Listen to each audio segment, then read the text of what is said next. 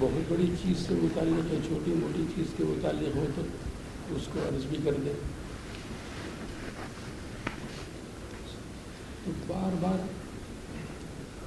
سبق شروع ہونے کے بعد بھی، بیچ میں بھی، اخیر میں بھی اس کا خیال آتا رہا، لیکن میں نہیں عرض کر سکا۔ وہ ایک کار والا، پتہ نہیں دوستوں میں سے، ایک ساتھیوں میں سے آنے والے یا کسی سے، تو میں نے کہا تھا کہ وہ رشید کو کہیں جانا، اگر کہیں تشریف لے جانے والے تھے۔ اب میں اپنی تیاری کے لیے گیا، تیار ہو کر آیا، دیکھا کہ کار جا چکی ہے۔ اب میں بہت پریشان ہوا کہ میں نہیں جا سکا۔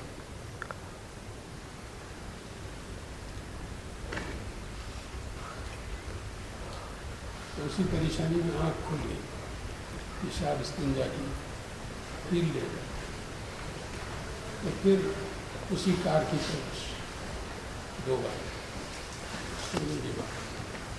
تو مجھے کسی نے بتایا کہ وہ ہمارا گاؤں ہے اور وہاں مسجد کے قریب جو مکانات تھے اس مکان میں اشارہ کیا کہ فلاں گھر میں اندر چائے کے لیے تشریف فرما۔ تو جب میں وہاں پہنچا تو اس گھر کے سامنے گاڑی کھڑی تھی کہ جس میں لیفٹ سائڈ پہ ڈرائیور ہوتا ہے اور رائٹ سائڈ کی سیٹ پیسنجر کی ہوتی ہے۔ تو میں جب وہاں پہنچا تو اس پیسنجر کی اگلی سیٹ سے حضرت پیر صاحب نیچے اتر گئے اور حضرت پیر صاحب نے حضرت بھائی صاحب کو اپنی جگہ بٹھا دیا۔ اسی لیے میں نے پیر صاحب سے جب بات ہوئی تو میں نے ان سے عرض کیا کہ آپ نے بھیج دیا ان کو اپنی جگہ۔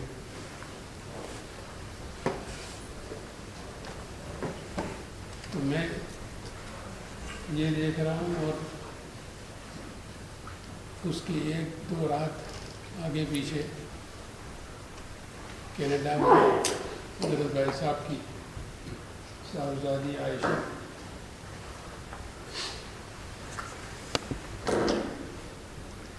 اس نے دیکھا تو مجھے صبح فون کیا، اپنے ابا کو بتانے سے پہلے، کسی اور کو بتانے سے پہلے، روئے جا رہی ہے۔ اور اس نے بتایا کہ آج میں نے خواب میں دیکھا، تو وہ خواب جو اسے سنا تھا، تو ابھی جب وہاں میری طرح سے وہ پہنچی تو جو منظر تھا تو وہ اس نے اسی جگہ بیٹھ کر بتایا۔ اس نے جس کمرے میں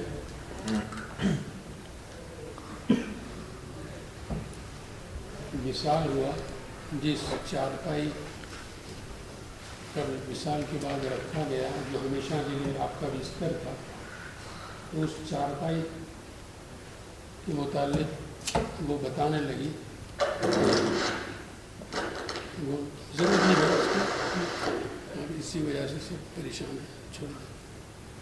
تو وہ جو چارپائی تھی اس پر اس نے بتایا کہ ابا جان اس کے اوپر تشریف فرما، اور 4 زانوں آلٹی پالٹی مار کر بیٹھے ہوئے ہیں۔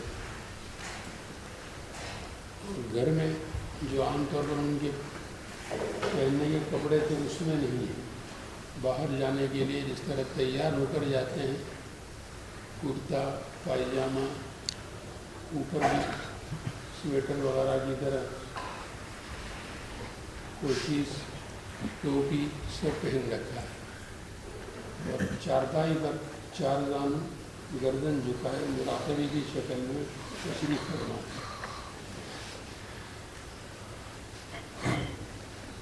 اور وہ برابر میں بیٹھی ہوئی ہے، تو کہتی ہے کہ میری امی ابا جان کے سامنے پہنچی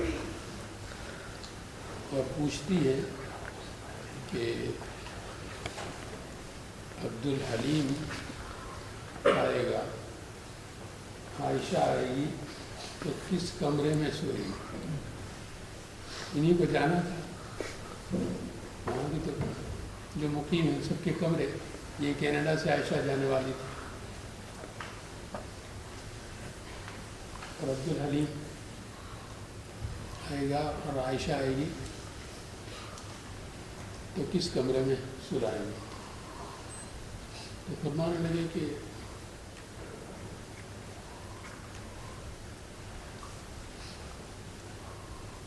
جہاں چاہو، میں تو اب اوپر سے نیچے اترنے والا نہیں ہوں۔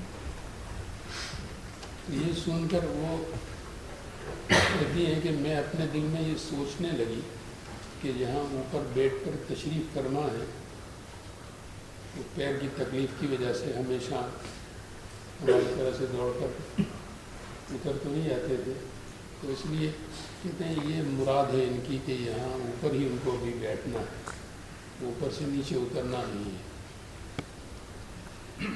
اور اپنی طرح سے وہ کہتے ہیں میں سوچنے لگی کہ میری امی کے دل میں بھی یہی ہے کہ وہ یہی سمجھ رہی ہے، اس کا مطلب کہ گیٹ سے نیچے اوپر سے نیچے نہیں اتریں گے۔ تو پھر ابا جان نے پھر دوبارہ ارشاد فرمایا کہ میں تو اب جنت الفردوس جا رہا ہوں، تو اس لیے جہاں چاہو ان کو سلا دو۔ پھر 2 کمرے بھی بتائے کہ فلاں کمرے میں اور فلاں کمرے میں۔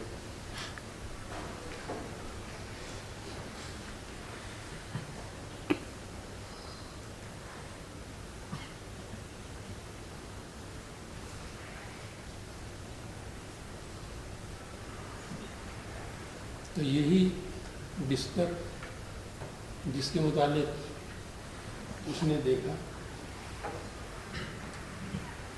خیر اس نے جب دیکھا تو پھر مجھے فون پر یہ بتایا، روتے ہوئے روئے جا رہی ہے، تو میں نے دلاسے کے طور پر اس سے کہا کہ بیٹی دیکھو، یہ تو مبشرات ہوتے ہیں اور اللہ کے یہاں ان کے لیے یہ مقدر ہو چکی جنت الفردوس، جب وقت آئے گا تو جائیں گے، اس کے لیے یہ ضروری نہیں ہے کہ بھی جلدی چلے جائیں گے۔ اس طرح دلاسا دے کر فون رکھ کر پھر میں نے بھائی کو فون کیا، پورا 1 ہفتہ پہلے سنیچر کو یہ خواب دیکھ رہی ہے، مجھے بتا رہی ہے اور میں فون کر رہا ہوں، تو میں نے فون پر خواب بتا کر ان سے کہا کہ عرض کیا کہ آپ کے لیے تو رجسٹر ہو گئی جنت الفردوس، ہمارا کیا بنے گا؟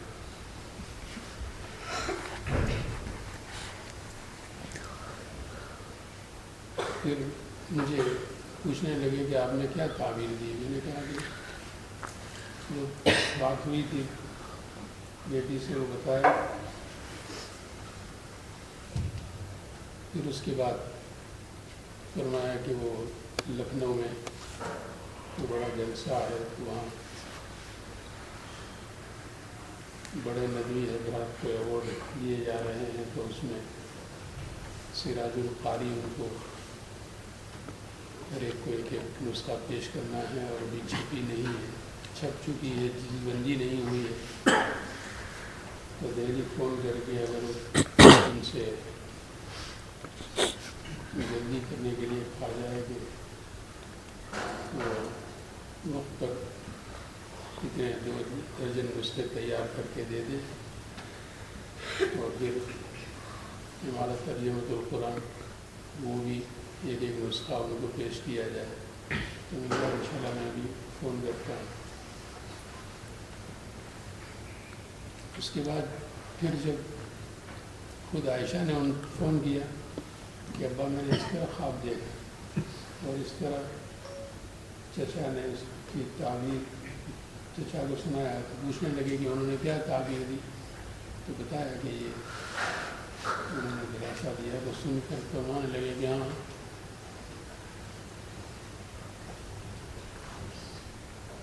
یہ مبشرات ہوتے ہیں اور اس کا جلد پورا ہونا ضروری نہیں ہے، لیکن کے بعد کیا کرنا ہے، لیکن یہ جو خواب ہوتے ہیں نبوت کا 46واں جز ہے اور وحی کی جو قسم باقی رکھی گئی اس میں سے ہے، اس لیے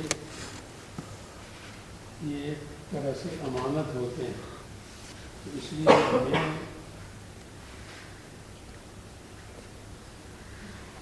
پہلے تو تجھے تسلی دیتا ہوں کہ کوئی ضروری نہیں ہے اس کے دیکھنے کی وجہ سے کہ جلد موت آ جائے، کیونکہ اس کی ایک تعبیر یہ بھی ہوتی ہے کہ اولاد کو متنبع کیا جائے کہ والدین کی قدر کریں، یہ بھی اس کا ایک پہلو ہو سکتا ہے۔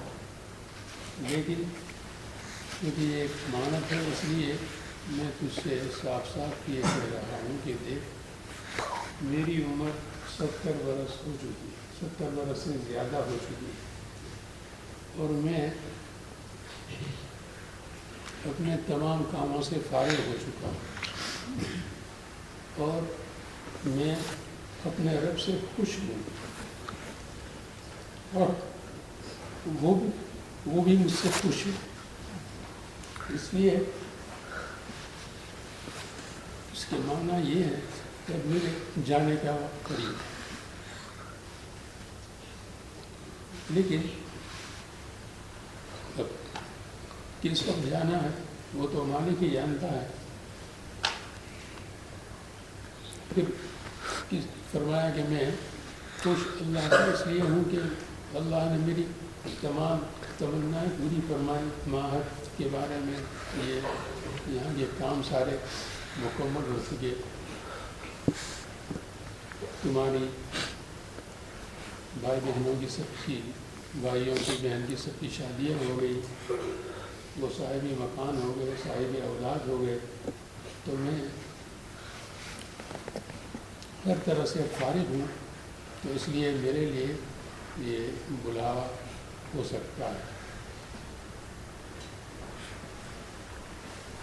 تو اس کے بعد جب وہ رونے لگی تو تسلی دیتے رہے اسے، لیکن وہ تو اندازہ نہیں تھا کہ ایک ہفتہ نہیں گزرے گا۔ سنیچر کو اسے دکھایا گیا،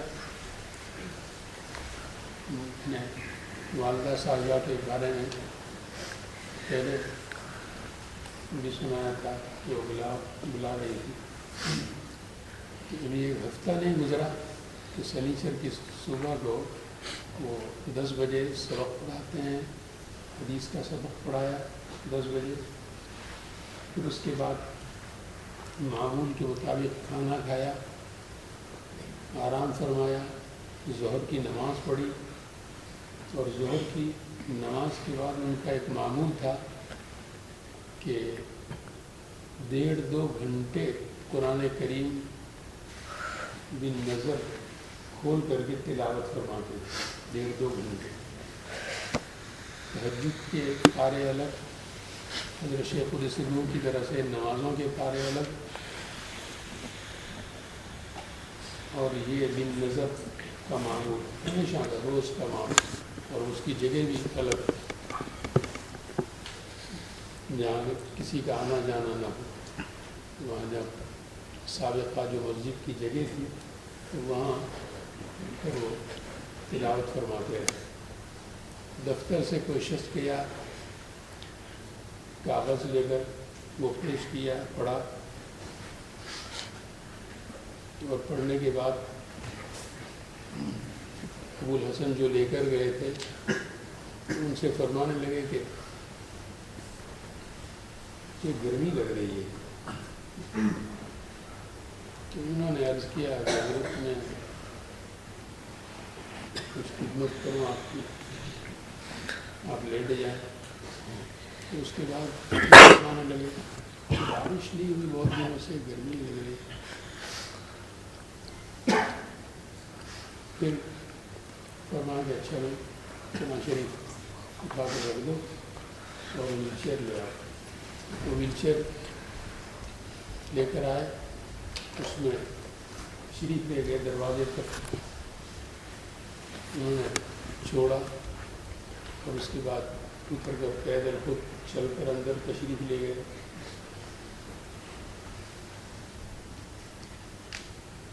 پھر عصر کا وقت آیا تو عصر کی نماز وہیں پر کمرے میں جماعت سے پڑھی. ڈاکٹر کو بلایا تو اس نے معائنہ کر کے بتایا کہ کوئی فکر کی بات نہیں، انشاءاللہ ویسے ہی جیسے وغیرہ کی تکلیف ہو سکتی ہے، آپ ٹھیک ہے. اسی حال میں پھر مغرب کی نماز جماعت کے ساتھ ہوئی وہیں پر. پھر دو بار ڈاکٹر ہمیشہ سالہ سال سے وہی جو ڈاکٹر تھا تو وہ پھر چند گھنٹے کے بعد دوبارہ دیکھنے کے لیے آیا، تقریباً 7-8 بجے. اسی دوران ECG کے لیے بلایا گیا تو نرس نے ECG کر کے نتیجہ دیکھ کر بتایا کہ جو ہارٹ اٹیک معلوم ہوتا ہے. تو اس کے بعد پھر ڈاکٹر تیسری مرتبہ جب آئے تو انہوں نے وہ نتیجہ دیکھا ECG کا، اور اس نے دیکھ کر کہا کہ نہیں ہمارا ڈاکٹر نہیں معلوم ہوتا. بھائی صاحب نے بھی تسلی خود بھی تسلی دی، فرمایا کہ نماز بھی مغرب کی جماعت سے ادا فرمائی. اس کے بعد عشاء کا وقت آیا تو کچھ تاخیر سے عشاء کی نماز ادا فرمائی. رات کو 2 بجے کچھ سوپ وغیرہ دیا گیا تو جو کیا تھوڑا سا سوپ بھی اس میں سے پیا. اس کے بعد پھر وہی گرمی مان لگے کہ بہت گرمی معلوم ہو رہی ہے. تو کیا دیکھو مولوی الیاس باہر دیکھو کوئی بارش کے آثار ہیں. بہت دنوں سے کئی ہفتے لوگ منتظر تھے کہ بارش ہو، تو انہوں نے باہر لکھا کہ نہیں بارش نہیں ہے. ان کا بیان ہے کہ یہ پوچھا اور انہوں نے جواب دیا کہ بارش تو نہیں ہے، چند منٹ نہیں گزرے کہ بارش شروع ہوگی. پھر اس کے بعد رات کو دیر سے عشاء کی نماز سے فارغ ہوئے تو پوری رات اسی طرح بیداری میں گزری. اب نرس کہہ کر گئی تھی کہ ہارٹ اٹیک ہے، ڈاکٹر کہتا ہے کہ نہیں ہے. تو مشورہ کرنے لگے کہ اب ہاسپیٹل لے جائیں، ڈیلونگ میں لے جائیں، ساؤتھ افریقہ لے جائیں. تو یہ مشورہ ہونے لگا تو فرمانے لگے کہ میں ٹھیک ہوں، کہیں مت لے جاؤ. میرے متعلق بتایا کہ ان کو فون کر کے پوچھو. تو اسماعیل کا آرکیٹیکٹ نے مجھے فون کیا، ملاوی ان سے کہا گیا کہ ایسی طبیعت ہے اور وہاں ہاسپٹل چکاگو سے زامبیا سے ملاوی لانا ہے. تو اسماعیل بھائی نے مجھے فون کیا تو میں نے کہا ٹھیک ہے لے آئیں، میں بھی انشاءاللہ ابھی یہاں سے آگے چلتا ہوں اور میں پہنچوں گا.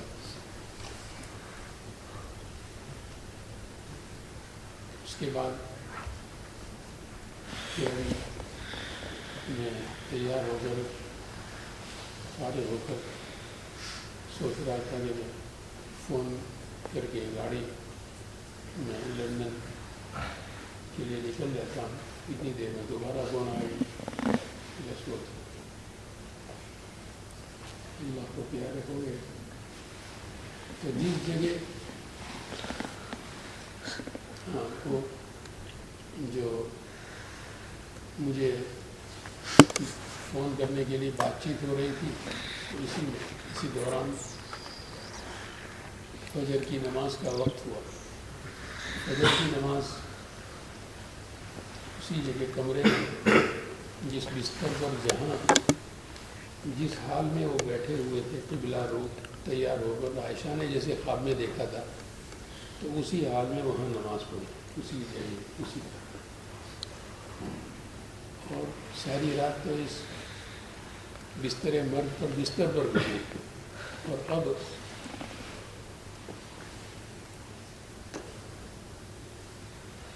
فرمایا کہ ویل چیئر لائیے مجھے بٹھاؤ. میں کہ باہر لے چلے. دروازے پر جب ویل چیئر پہنچی تو اشارہ کیا بس وہاں پہنچ کر روکنے کا اشارہ فرمایا. اور ابھی ادھر نماز پڑھی جماعت سے کمرے میں اور ادھر مسجد والوں نے مسجد میں طلباء افطاریات سب نے نماز پڑھی. وہ یہ فارغ ہو کر کے دروازے پر میرے تشریف لے گئے اور جہاں سے آسمان اور باہر کی فضا دیکھی جا سکتی ہے تو دروازے کی دہلیز ہی پر ویل چیئر کو رکوایا اور وہاں سے اوپر آسمان کی طرف گردن اٹھا. تو خادم مولانا الیاس کہتے ہیں کہ پوری گردن اوپر اٹھا کر کے اس طرح پوری آنکھیں کھول لیتے ہیں. کھول کر زور سے آواز السلام علیکم ورحمۃ اللہ وبرکاتہ. پھر اس کے بعد تیز گردن کو پھیر رہے ہیں اوپر ہی دیکھے. جو مسجد سے فارغ ہو کر کافی فاصلے پر مسجد ہوا انہوں نے وہاں ڈاکٹر کہتا ہے کہ حالتیں کہنا یہ پوری رات بیداری میں گزری ہے. اتنی آواز جہر کے ساتھ سلام فرمایا تو وہاں سن کر انہوں نے وہاں سے زور سے وعلیکم السلام جواب دیا اور وہاں سے وہ بھاگے ہوئے پہنچے. خادم مولانا الیاس کہتے ہیں کہ بار 2 منٹ تک اوپر دائیں بائیں چاروں طرف گردن اور آنکھیں پھر رہی ہے اور دیکھ رہے ہیں. اور پھر اس کے بعد آہستہ گردن وہیں پر آسمان کی طرف نگاہ یہ اس کے بعد بند ہونے شروع ہوئی تو ویل چیئر ہی بڑا تیار ہے. اس کے بعد اسی بستر پر وہیں اس کو لا کر لٹایا گیا. حضرت مولانا اسلام الحق صاحب رحمۃ اللہ علیہ کے نواسے انہوں نے آپ دیکھا کہ سرکار دو عالم صلی اللہ علیہ وسلم اور حضرت بھائی صاحب اور میرا نام لیا کہ تینوں اس چارپائی پر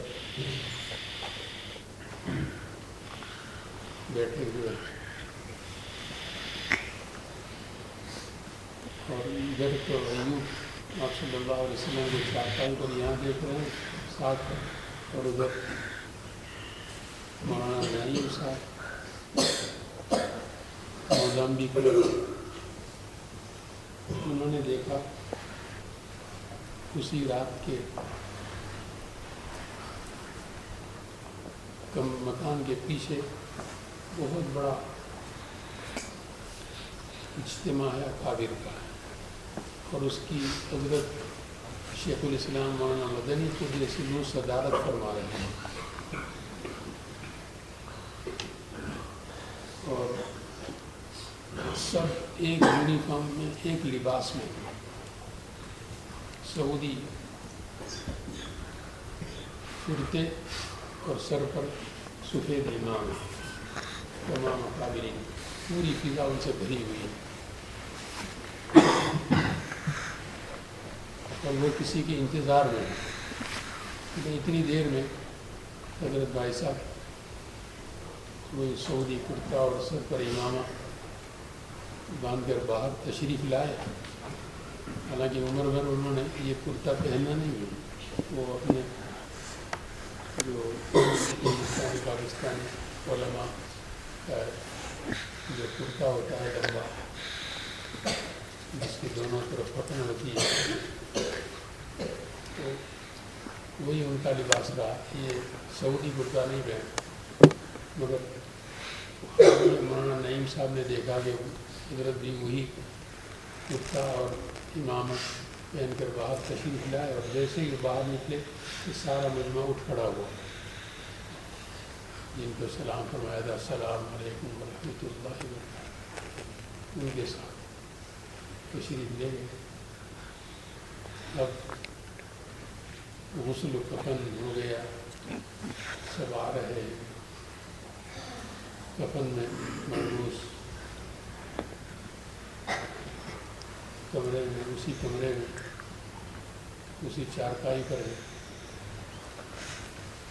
ہمارے چچا جات بھائی بابو اٹھا. تو وہ پہنچتے ہیں اور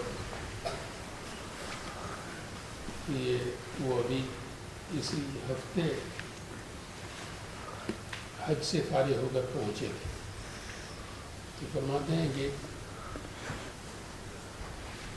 خلاف معمول اس سفر میں جب میں مکہ معظمہ پہنچا تو فون آ گیا. بڑی لمبی دیر تک باتیں فرماتے رہے اور اشعار سناتے جاتے. ایک فون جب مینا پہنچے وہاں فون مزدلفہ عرفات میں بھی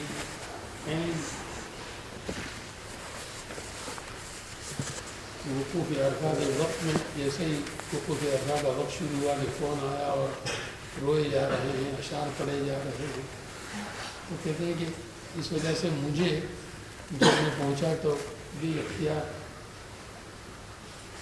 میری زبان سے اشعار نہیں. تو میں نے مخاطب ہو کر شعر پڑھا. سینچا ہے تم نے اس گلشن کو اپنے خون جگر سے چمن کی فضا کا حدت تمہیں یاد کرے. تو فرماتے ہیں کہ میں دیکھ رہا ہوں کہ ہونٹ اچھی طرح بند تھے. جب میں نے یہ شعر پڑھا تو وہ کھل گئے, کھلنا شروع ہوئے اور مسکرانے کی حد تک کھل گئے. جس شان سے یہ تشریف لے گئے اللہ تبارک و تعالیٰ ہمارے لیے جو وقت آئے تو اللہ تعالیٰ ہمیں بھی اس گھڑی کی رسوائیوں سے بچا کر اپنے پاس